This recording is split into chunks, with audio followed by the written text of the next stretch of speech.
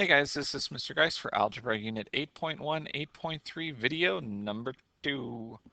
We already did the first page, so if you haven't done it yet, watch video 1. It'll help you out, okay? All right, it says to solve the following quadratic equations by factoring, if possible. So, what we talked about is we want our quadratic term to be positive, and we need the other side equal to 0. So to do that, I need to move everything on this side over there. So I have to move it to the left. So I'm going to write that as a little reminder. I have to move everything to the left. So first thing I'm going to do is I'm going to subtract 6x to both sides. Those cancel, and I'm left with x squared minus 6x minus 3 equals negative 3.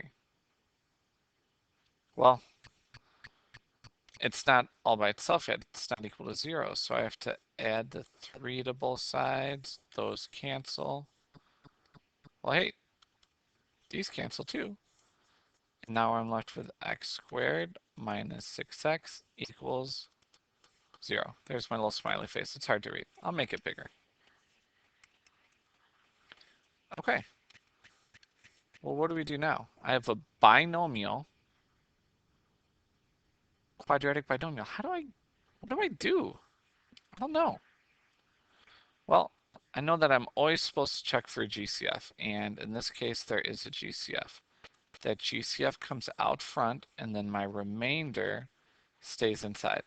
So x squared divided by x is x, and 6x divided by x is 6. So I've got two variables here, and I want to make sure I set each one of them equal to 0. Okay? So we have x equals 0. Oh, sorry, that's supposed to be blue. So we have x equals 0, and then our other one is x minus 6 equals 0. One of them's already solved, and the other one, you just add 6 to it.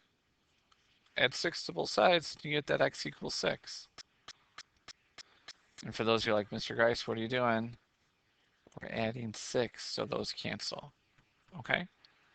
And then our solutions would be in numerical order, would be x equals 0 and x equals 6. All right, let's look at 9.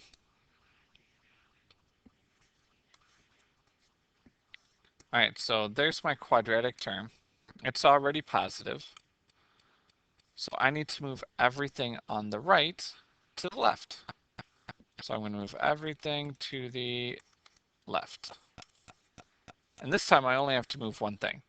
So I'm going to add 3x. I'm going to add 3x. Those cancel. And I'm left with x squared minus 1x minus 12 equal to 0. So how do I factor a trinomial? Quadratic trinomial. Well, my leading coefficient's 1, which is awesome because then I can do that cool shortcut. We take the factors of 12, 1 and 12, 2 and 6, 3 and 4. And which ones multiply to get to negative 12 and add to get to negative 1? You should be saying, well, Mr. Grice, I know 3 and 4 can make negative 1, and to make a negative 1, my 4 has to be negative, and that works in both scenarios. So I do not, sorry about that, I do not have to split the middle term because of the shortcut, right? So we can go straight to our answer of x equals plus 3 and x equals minus 4. And then once again, we've got two answers, two variables, and I want to set each one of those equal to 0 and solve. Okay? And when we're done, we get that x equals -3 because we subtract 3 to both sides, and x equals 4. So my final answer in numerical order are x equals -3 and 4.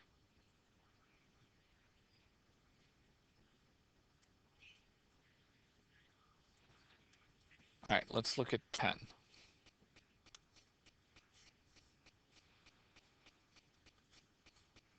So for 10, where's my quadratic term? It's on the left. And once again, that's where I have to move everything. Now, some of you guys are like, hey, Mr. Grice, come on. Can we move more than one thing at a time?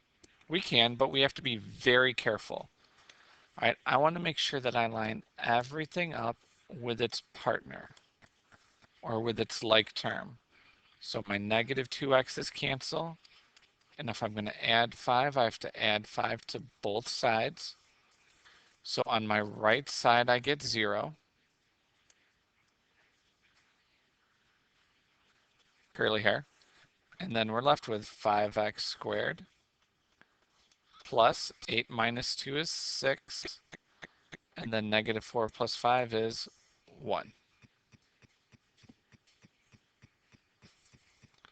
Okay, is there a GCF? Nope. So now I have to multiply 5 times 1, which is 5.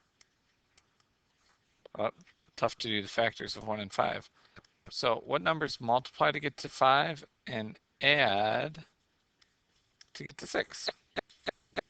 Mr. Grice, 1 and 5. Good. My leading coefficient's not 1, so that means I have to split the middle term. So we get 5x squared plus 1x plus 5x plus 1. Don't forget the equals 0 part. And we have to take the GCF. So the GCF of the front is an x. The x comes out front, and I'm left with 5x plus 1. Now, the GC of the back, Mr. Grice, I can't take anything out. Anytime you can't take anything out, you can always take out a +1. And then we're left with 5x plus 1. Okay? So 5x plus 1 and x plus 1. Remember, those two come together to make the 5x plus 1. And then our x and our x plus 1 come together. And then don't forget, guys, we're solving. So we have to set this equal to 0.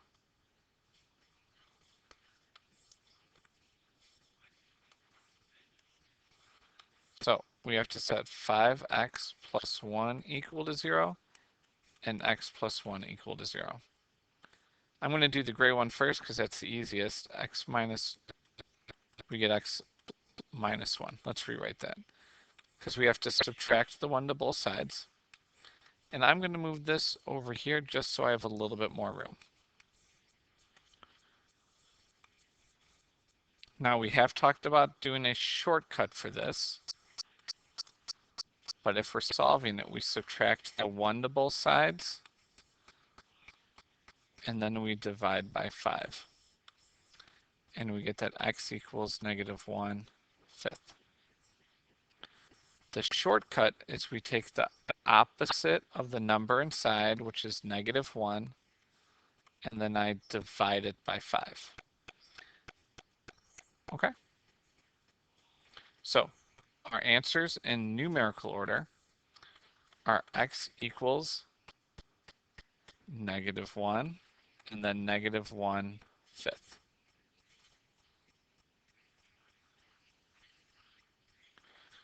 All right. Number 11. Now, this is the first one where we have 2 quadratic terms. And I want it to be positive. So to have a positive quadratic term, I need to add my 1x squared to the other side. Okay? And if I were to do 2 steps at once, I would subtract the 8 as well. So on my left side, I get 0. 1x squared plus 8x squared is 9x squared. And minus 8 gives us minus 16. So it's a quadratic binomial. Is there a GCF? No. So what do? Well, is it subtraction? Yeah, can I square root both of those? Yes, I can. Do you guys remember? The square root of 9x squared goes there. And then the square root of the 16 goes there. And then one's a plus and the other's a minus. So the square root of 9x squared is 3x. The square root of 16 is 4. And then you would do 3x plus 4 equals 0 and 3x minus 4 equals 0. And this is where I'm going to use that shortcut, okay? We said that it was the opposite of the number inside divided by 3. So the opposite of positive 4 is negative 4. And, excuse me, I want to divide it by 3. And then I'm going to do the same thing to the right. The opposite of negative 4 is a positive 4. And then I'm going to divide it by 3. So we get x equals negative 4/3 and 4/3.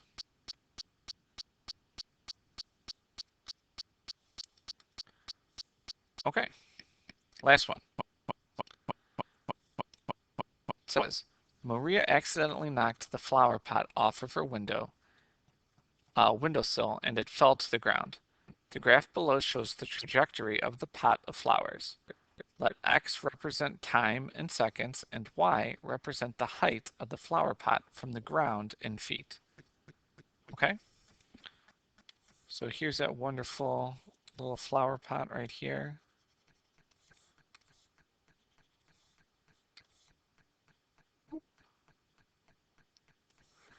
There it is and crashed. So what does the y-intercept represent in the context of the problem? So the y-intercept is right here. That represents, it's the starting height. So that represents the starting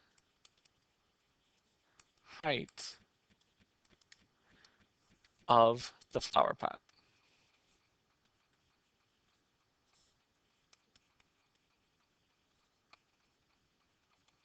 That's how high it was before it crashed. Okay? So how long did it take for the flower pot to hit the ground? Well, it hit the ground when it's 0, and that would be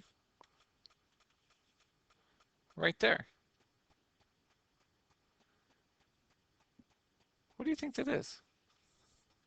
I'd say that is about 2.1 seconds. No, Mr. Grice, I think it's about 2.4. Well, it's not 2.4 because look at what we're counting by. See how there are two spots? This would be 0.5, that would be 1.5, and this would be 2.5. So it's not going to be 2.4, maybe 2.2. Remember, another way that you could write that, if you're saying about, you're also estimating, so you can use the squigglies. All right, how far off the ground was the flower pot 1.5 seconds after Maria knocked it off the windowsill? Well, oh, look, 1.5. That was one of the times we just looked at. So I'm going to go straight up. So about, how high was it? I'd say that it was about 12 feet.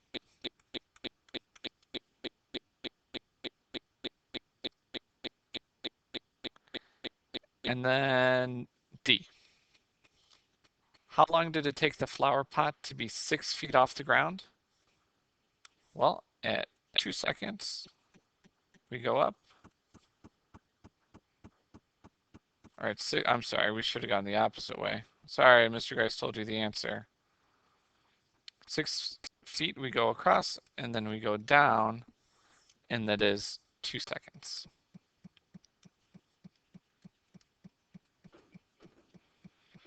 Okay, well guys, that's it. 8.1, 8.3 review. There is going to be a quiz coming up soon, so guys, I hope you're ready for it. Your first batch of quizzes for the 8.1, 8.2. You guys need to study some more, okay? Now, if you need help, please come find Ms. Carranza or myself. We would love to help you out. Otherwise, this is Mr. Grice signing off for Algebra 8.1, 8.3 review, video 2. Thanks for watching.